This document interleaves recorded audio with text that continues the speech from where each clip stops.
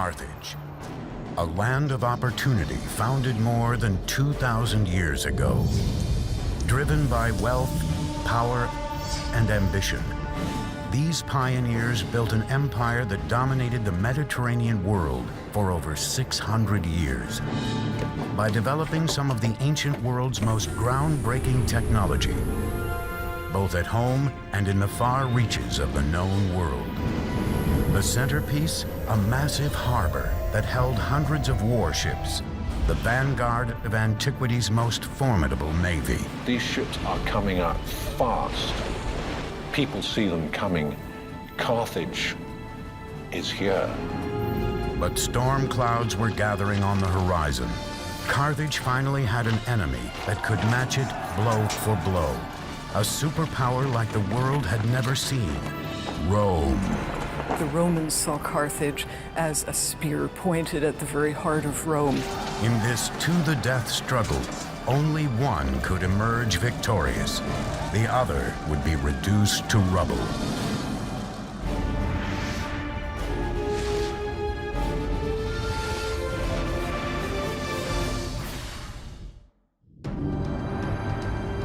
Bloodshed, massacre, brilliant feats of engineering, and acts of suicidal bravery will mark the collision between the ancient world's two greatest superpowers, Rome and Carthage. It will be a fight to the death, and the outcome will change the course of Western history. Welcome to Tunisia. Hello, I'm Peter Weller. When I was a kid, I heard the name Carthage, and I knew it was an ancient city. I didn't know exactly where it was. I'd heard of Hannibal and the elephants crossing the Alps and these famous wars with Rome. And I learned these wars were called Punic Wars, after the Latin word punici, which is what Rome called Carthage. But I had no idea where Carthage was. Well, it was here, in the northern tip of Tunisia, and behind me is the modern capital of Tunis, a city of about 2 million people sitting on the Mediterranean Sea. By the 4th century BC, Carthage was an absolute empire, dominating the Mediterranean with a formidable navy. But the original legend of Carthage starts in the eastern Mediterranean city of Tyre. The Phoenician city of Tyre and a beautiful woman named Dido, and the jealousy and greed and lust for power that would absolutely rip a royal family apart. Dido was the beautiful daughter of King Matan. Her husband was an ambitious Phoenician who had met an untimely end. He was murdered by her brother, Pygmalion. Terrified for her life, Dido fled across the Mediterranean from her homeland of Tyre to a no-man's land at the northern tip of Africa. There, she bargained with the native people to buy as much land as could be covered with the hide of an ox. Clever and cunning, Dido cut the hide into the thinnest of strips, then arranged them to enclose a large section of fertile land. There, under her governing hand, the fantastic Karthadash, or new city, would be engineered. When they came to Carthage, sized up the bay, looked at the mountains, looked at the flow of the rivers, looked at a place, the Byrsa, which would be a great defensible fortress site, they said, this is it. This is where we will build our city. Dido's settlement, Carthage, quickly prospered. According to legend, tales of its wealth and Dido's beauty spread all the way to Erebus, king of the Moors. Part of Dido's story is this tale of the king of the Libyan natives, Iarbas, who wishes to marry her, but she refuses to do so. According to the storytellers, it's out of love for her assassinated husband, and she climbs onto a self-built funeral pyre and burns herself up. It was here, from her ashes, that one of the greatest empires in the known world would rise. Surrounded by bigger powers and with little land, the Phoenicians of Carthage turned to the sea. They were pioneers, pragmatic, open to new ideas, and endlessly innovative. When Dido established the city, the new city, a lot of people's eyes obviously opened wide and said, hey, a new city, a new start. And as these trading routes that Carthage pioneered expanded, it very rapidly became as international a city as anywhere then in the world.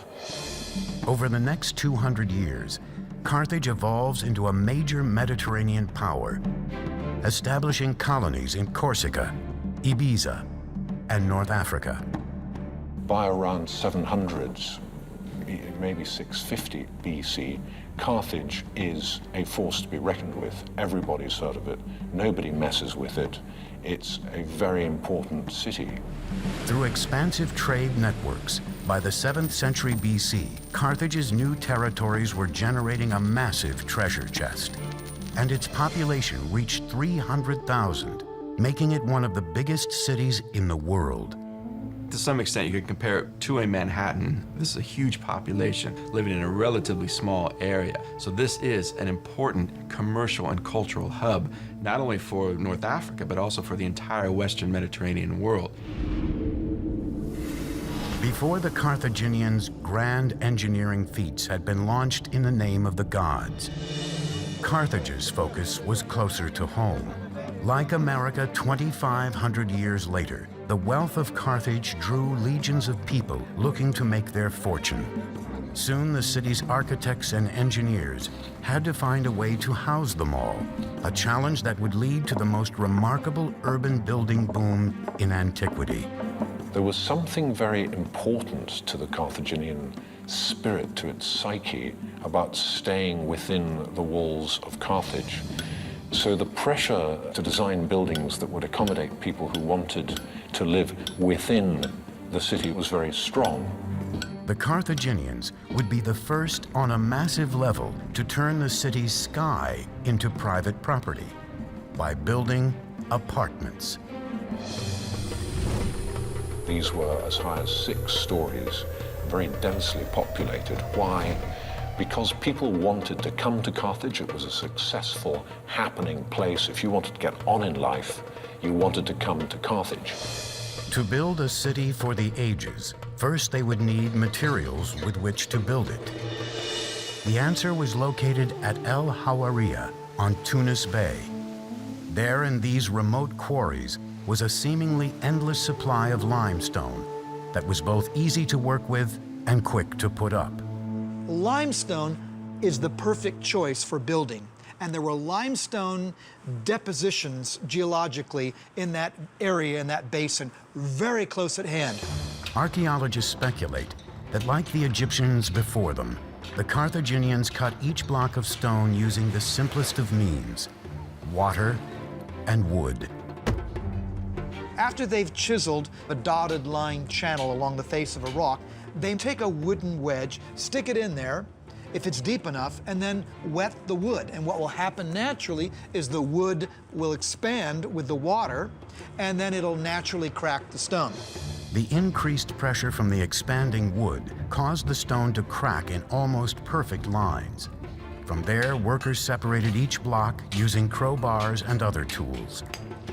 Once the massive blocks of stone were quarried and transported to the city, the Carthaginians used pier and panel style construction to quickly transform Carthage into a dynamic capital.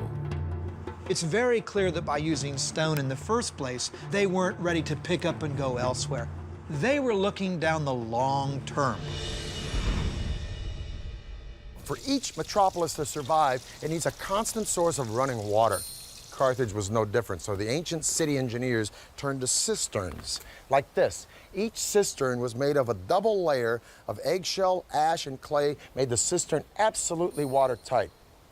Every home enjoyed access to a cistern through a series of pipes and channels. Carthaginians had fully equipped bathrooms with tubs and sinks and even showers years before ancient Rome. And we have clear evidence way before the foundation of Carthage of domestic plumbing. But it is Carthage by 600 BC or thereabouts, and certainly Carthaginian town of Kirkuane by 450 BC, that we have the first evidence of a unified system of water usage and, critically, sewage. Any fool can put in a bathroom, but the question is what you do with the waste water. And at Kerguelen you see very clearly a unified single system that has piped water to the rooms that need it, the kitchen and the bathroom, but then piping the wastewater out to a common sewage system. This was evolutionary, yes, but it is also typically Carthaginian because it's also revolutionary. By the 6th century BC, Carthage was growing into a true city-state, brimming with magnificent temples, glittering palaces, and high-rise houses. But as Carthage's flame burned brighter, the flame of their Phoenician cousins was burning out. The great Phoenician city of Tyre fell to the Babylonians in 574 BC. Carthage was now on its own. Before long, the Carthaginians would sail beyond the dusty shores of North Africa, continuing to expand their empire by conquering the seas. The Carthaginians saved money by covering their stone houses with smooth stucco, making them appear to be constructed of expensive marble. 520 BC, 3,000 oars propel 60 ships through the Pillars of Hercules, known today as the Straits of Gibraltar. Hanno the Navigator, the great admiral of Carthage, is sailing to the edges of the known world. He is preparing to launch a power play that could lead to total domination of the Mediterranean. So every great explorer, Christopher Columbus, Vasco da Gama, who sailed off into the unknown, seems to me a very strong parallel for the original and best of them, Hanno the Navigator. Hanno set sail to extend the boundaries of the Carthaginian network of colonies and exchange, not mere trading activities, but planting whole cities of new settlers to maintain control of land and access to its resources.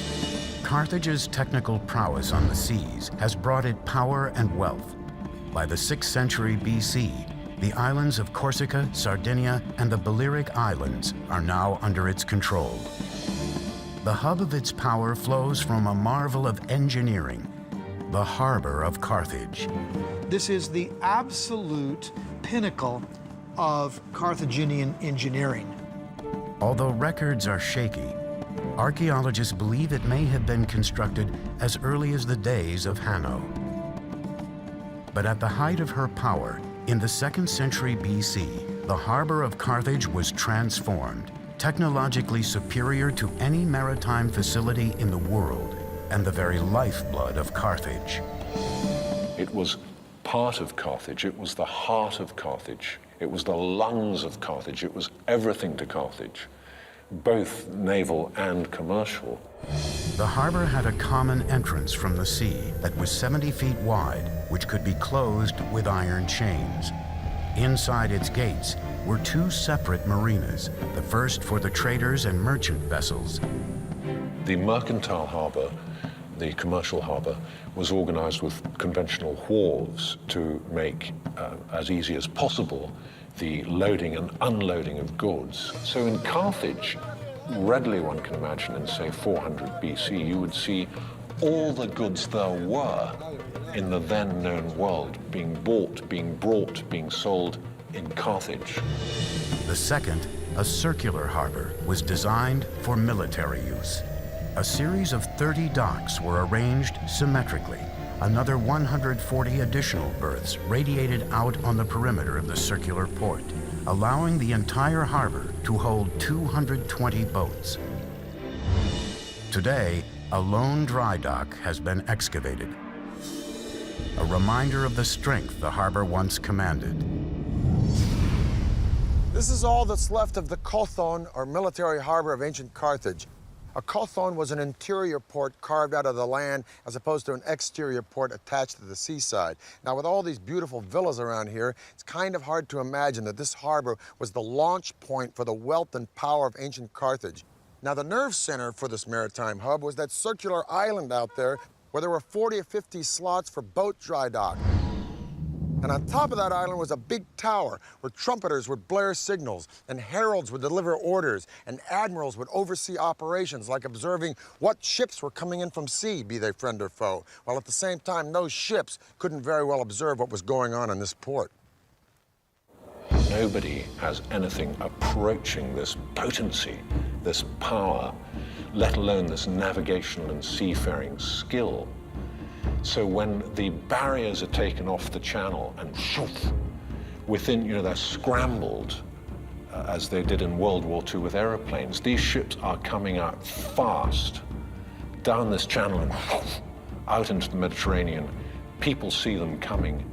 Carthage is here. For 2 centuries, Carthage dominated the Mediterranean. But a rival across the sea to the north was steadily evolving into a military machine of unparalleled potency. Rome.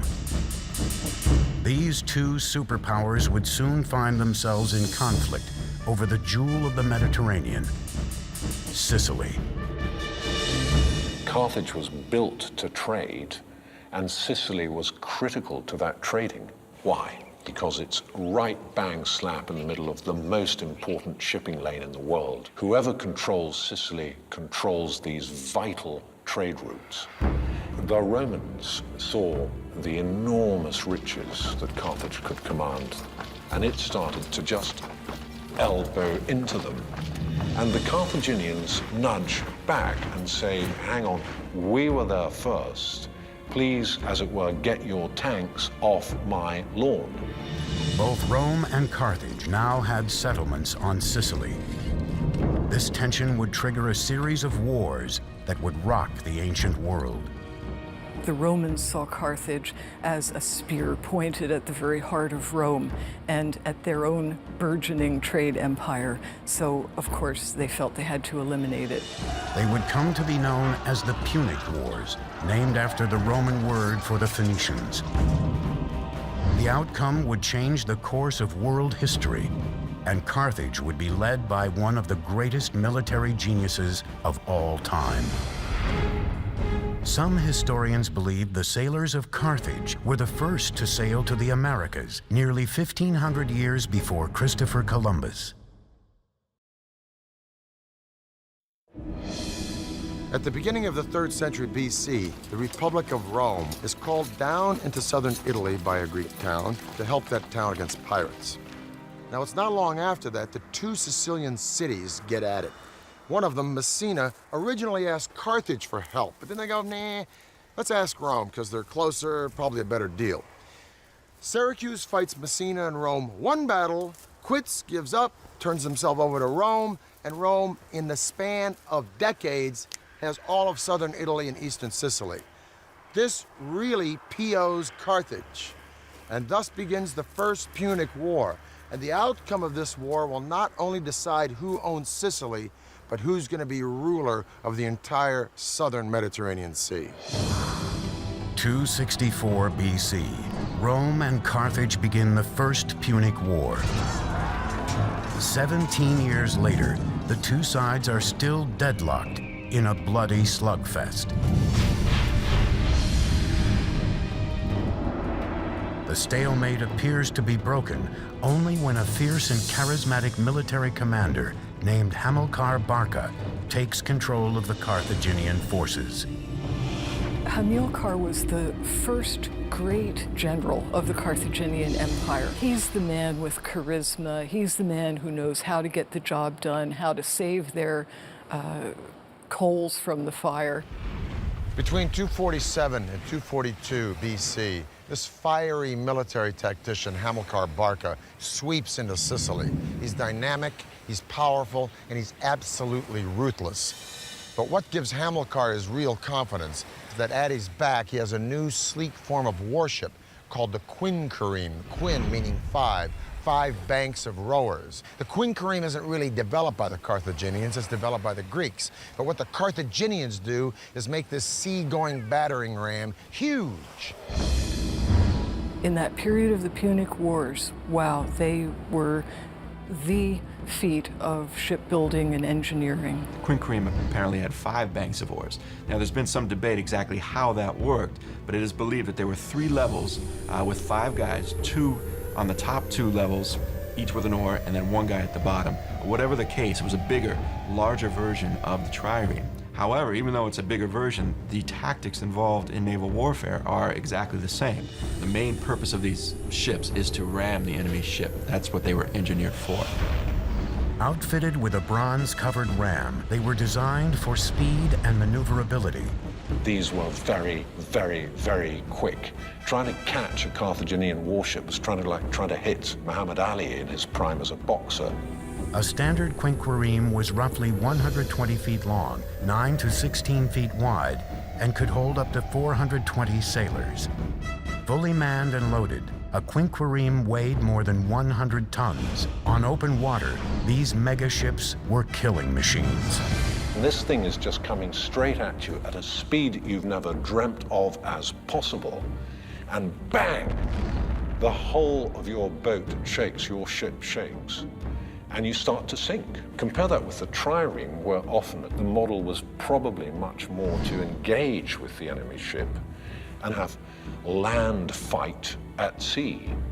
The Carthaginians didn't mess about like that. They wanted to get in, they hit you once and you drown, and they're gone. To hit the next one, deadly.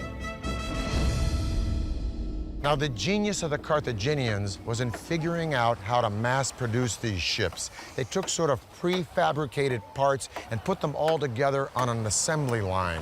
So to an enemy, no sooner would a quinquereme be sunk than another one would appear on the horizon. And this was a distinct disadvantage for the Roman Navy until they came upon a wrecked quinquereme, and they sort of reverse engineered it. They deconstructed it, figured out how it was put together, put it back together, and made it their own. They captured a grounded Carthaginian quinquereme and made dozens of copies of these. In fact, the copies weren't as well made and were made out of green wood, and after one season, they fell to pieces. But never mind, that's all the time the Romans needed to turn the tide. The Roman and Carthaginian fleets would now square off with the ancient world's equivalent of weapons of mass destruction to see who truly owned the seas. March 10th, 241 BC, the fleets met at the Agates Islands off the western coast of Sicily for one of the greatest sea battles of all time. In the hostilities of the First Punic War, the Battle of the Agates Islands, fought off the coast of Sicily, was a turning point. In the battle between 2 brilliantly engineered fleets, Carthage had the advantage in numbers. But their sleek killing machines were bloated with grain and supplies for Hamilcar's army, camped out on nearby Sicily. Many ships were sunk or lost or captured. People weren't expecting that. Now, the Carthaginians try to make a break for it, but they are unable to do so because of this extra weight. That gives the Romans the victory. It was a strategic disaster. In the end, the Romans took nearly 30,000 Carthaginian prisoners. With no way of resupplying himself and his troops, Hamilcar was forced to surrender and retreat back to Carthage. It was clear the pendulum of power in the Mediterranean was now swinging ominously toward Rome. In victory, Rome gained not only Sicily, but also Carthage's holdings on Corsica, Sardinia, and the islands between Sicily and Africa. Hoping to cripple Carthage, Rome forced it to pay a large tribute. But Carthage was not ready to give up yet. It turned westward to Spain to generate new wealth. And the Carthaginians send Hamilcar Barca to Spain, so his goal in 237 is to conquer as much of Spain as possible. It took 9 hard-fought years for Hamilcar to conquer the native tribes there.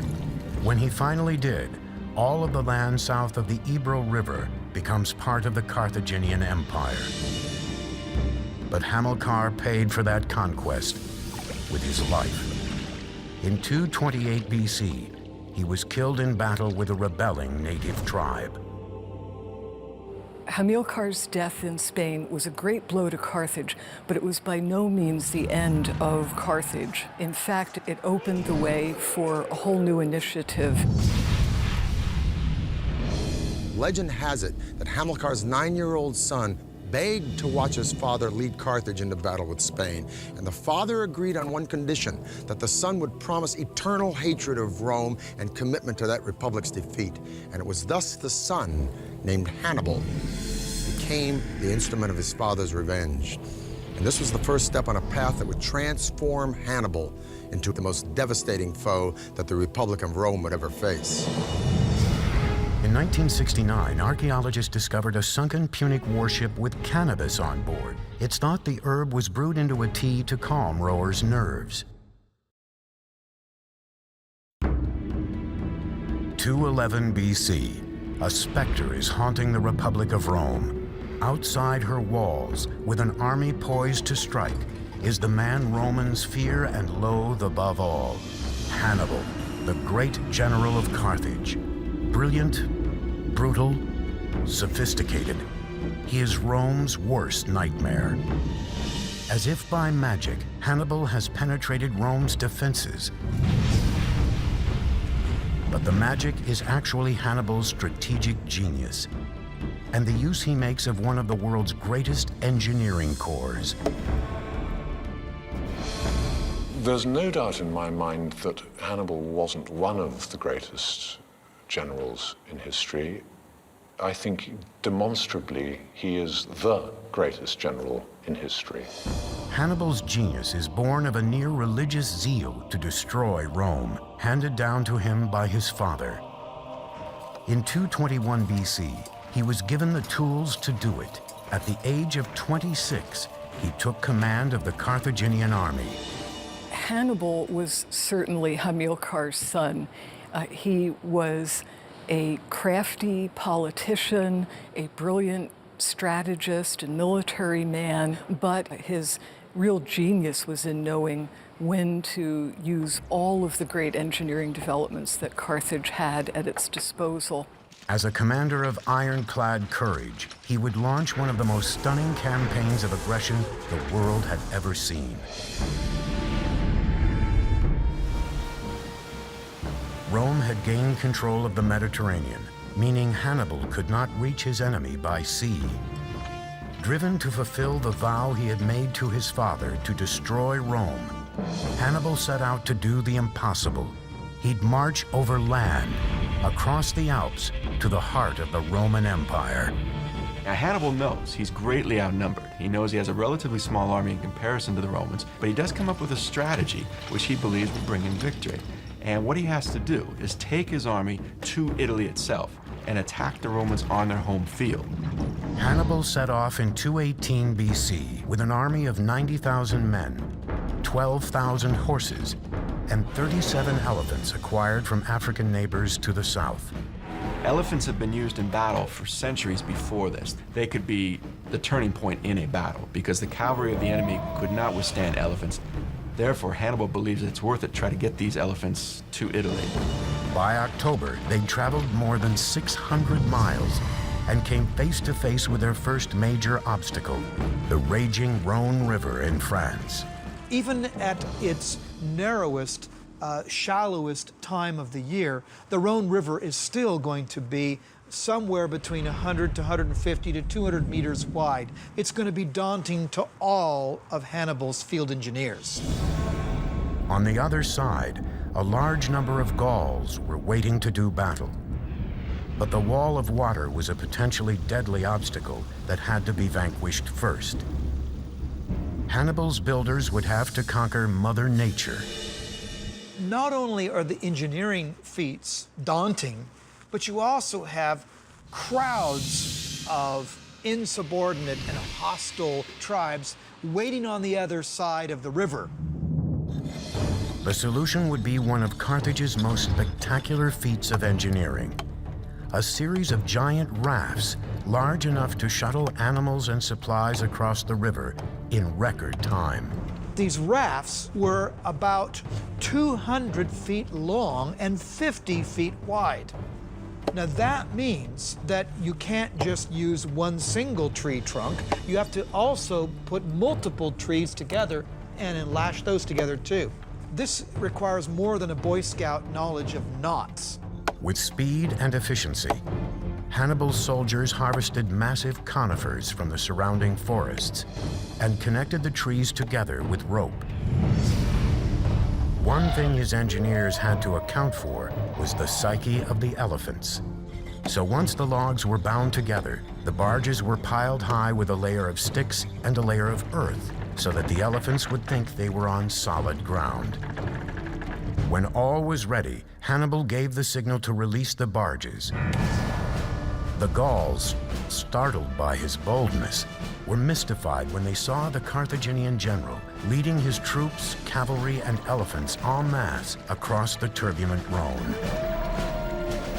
When he arrived at the river's opposite bank, the Gauls broke in panic and fled without striking a blow. The entire operation took a little more than 9 days. I think the crossing of the Rhone in such a short space of time using rudimentary equipment is one of the great achievements of military history. And people slightly forget the small engineering miracles that made all this possible. Hannibal and his army continued on and made their way to the foot of the Alps. With winter looming, the troops were starving and exhausted. As they ascended, they confronted another seemingly impossible obstacle: giant boulders. Hannibal's engineers devised a plan that would allow the troops not just to go over, but through. The stratagem of crossing the Alps certainly shocked the people of Italy. No one expected an army with elephants to make it across. And although the Alps may have seemed in places impassable, this idea of breaking up the mountains themselves to create a pathway to get your pachyderms across was a brilliant idea. Now, how did Hannibal get his men, not to mention all those elephants, up, over, around, or through these giant boulders? Well, according to the Roman historian Livy, he came up with an ingenious plan along with his engineers that would literally move mountains. They cut big crevices through these boulders, and then they got wood from the surrounding forests. They'd wrap these boulders in the wood, and when the wind was right, they'd torch the wood. The rocks would heat up, and just when they were hot enough, they'd pour boiling vinegar into the crevices, which would shatter or melt the rocks such that his men could break them apart with iron implements. Now, what was Hannibal doing up in the Alps with all this vinegar? Well, if this is true, and we like to think it was, otherwise how did he get across the Alps? It speaks volumes to the genius of this brilliant general. I'll tell you one thing, after navigating the snow of the Alps, the sight of the plains of northern Italy must have been very, very welcome.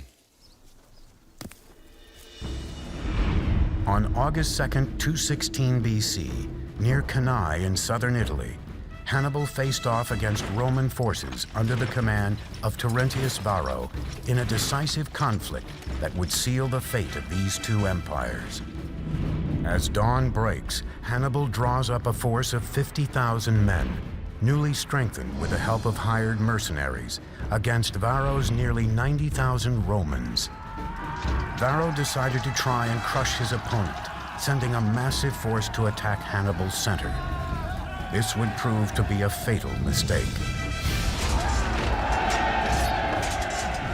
Anticipating Varro's strategy, Hannibal orders his cavalry to circumvent the Roman ranks from the rear. Hannibal had certainly done his homework in studying the psychology of his opponents, and he was able to trick them into his center, and then his forces could engulf them. Completely surrounded, the Romans were slaughtered where they stood. Only 3,500 Romans managed to escape. 10,000 were taken prisoner, and 70,000 were left dead on the battlefield.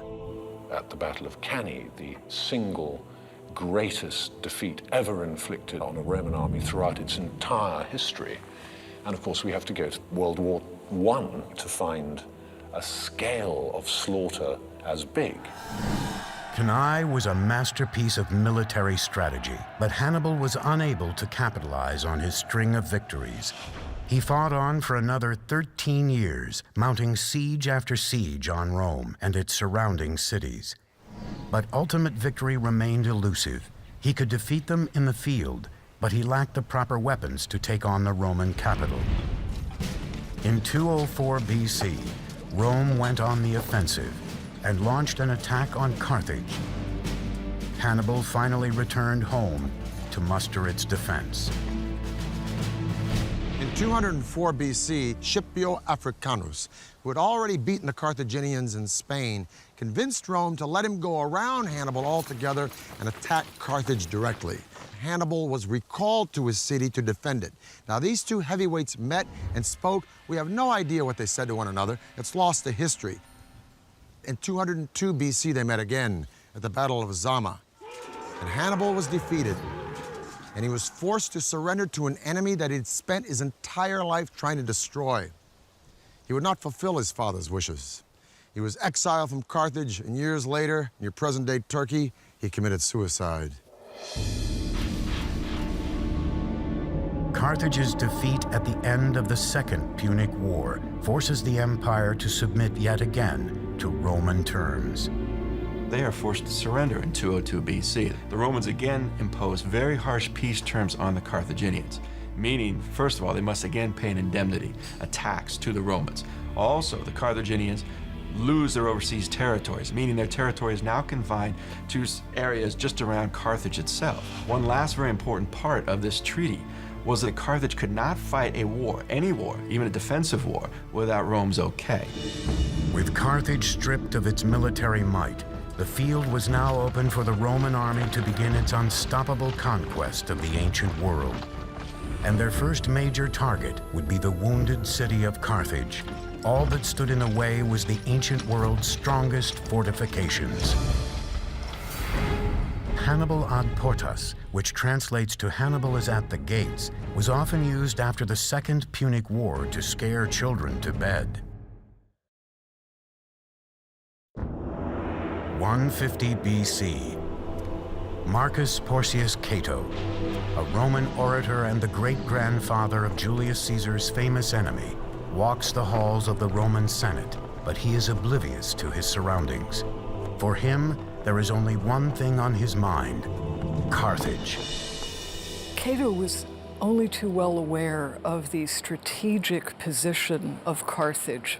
He could see that as long as Carthage was an independent stronghold, it was too close to Sicily and Italy to be allowed to harass shipping or maintain a military presence. He wanted it completely wiped out. Now in Carthage, Carthage's one-time ally and neighbor, Numidia, starts to encroach on southern Carthaginian territory. Carthage feels obliged, and rightfully so, to defend itself, but there's a caveat. Since the Second Punic War, Carthage has promised Rome never to take up arms against anyone whatsoever without the consent of Rome. Rome sends a commission down to arbitrate this beef between Numidia and Carthage, and one of the deputies on that commission is Cato. And when Cato sees the prosperity with which Carthage has bounded back since the Second Punic War, he goes right back to Rome. He rails against the Senate that this prosperity means one thing and one thing only: Carthage is going to be at our doorstep with arms in no time. No matter what speech he makes, roads, politics, taxes, he always ends with ceterum censeo Carthaginum esse delenda, which means, furthermore, I say Carthage should be destroyed. Now, Carthage, feeling it's going to be annihilated, no help from Rome, takes up arms. Rome sends an army down to Carthage. Rome tells Carthage, you have to abandon and evacuate your city. Carthage refuses. Thus starts the Third Punic War. But now Rome has got a problem, because the strongest fortifications in all of antiquity at that time are the walls of Carthage. Today, time has reduced the fortress to its foundations, but in 149 BC, these protective walls were the city's last hope. It was a three-part wall system with massive stone circuit wall. It covered a huge extent and was thought to be unbeatable. a wonder of the world, those Carthaginian walls, and the Carthaginians trusted them. The wall had a circumference of 23 miles and a series of 3 protective layers. First, a ditch backed by a low wall packed with excavated soil, which would have been manned by a front line of soldiers who could withdraw quickly in the face of a major assault. The second wall was constructed of stone and dominated the outer defenses.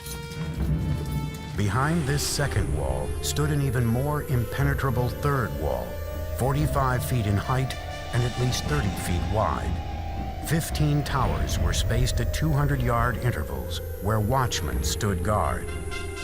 Inside this wall lived part of the Carthaginian army, including 20,000 men, 300 elephants, prepared for any type of attack that took place.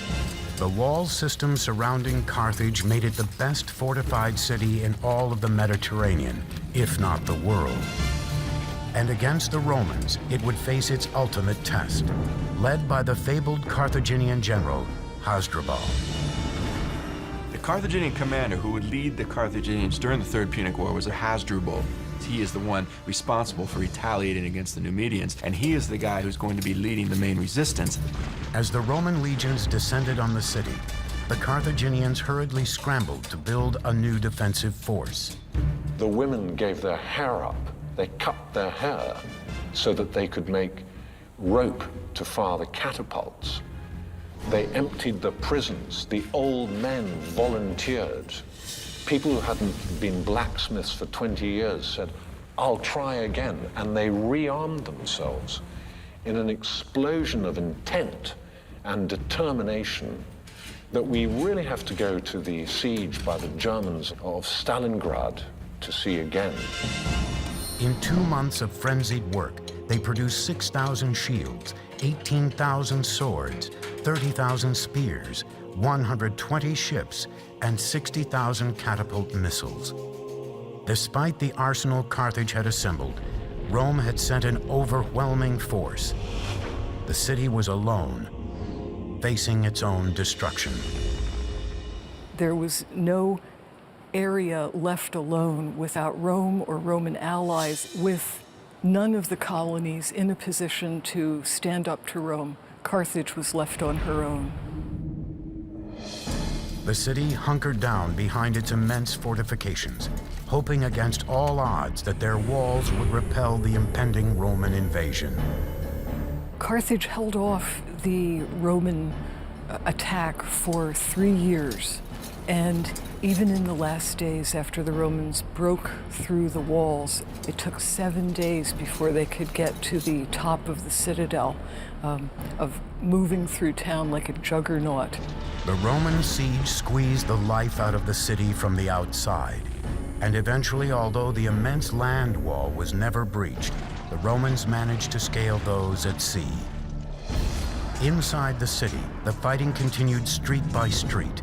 Few Carthaginian snipers were left, but they were so fierce that the Roman commander Scipio Aemilianus ordered the city to be set on fire and leveled. Thousands of Carthaginians were burned alive in the blaze.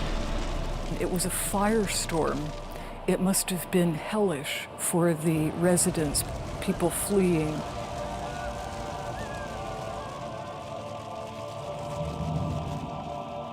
During its siege and capture, Carthage had been decimated. The city's population fell from 500,000 to 50,000. The survivors were sold as slaves, never to return home. It took just 17 days in the year 146 BC for Carthage to be completely destroyed by fire. That same year, Rome leveled Corinth, put Greece in their pocket, and overnight, the Mediterranean Sea became their own private lake. Carthage would rise again, albeit this time reconstructed by Rome, like this fantastic amphitheater here at El Jim. And by the 3rd century AD, Carthage would thrive once more as a commercial port. But although undeniably Roman, the spirits and the voices of Dido and Anno the Navigator and Hasdrubal and Hamilcar and Annibal would echo throughout those Roman walls, begging to be remembered for the remarkable achievements of their civilization. And if you listen well, you can still hear those voices whispering, among the ruins that are Carthage. For the History Channel, I'm Peter Weller.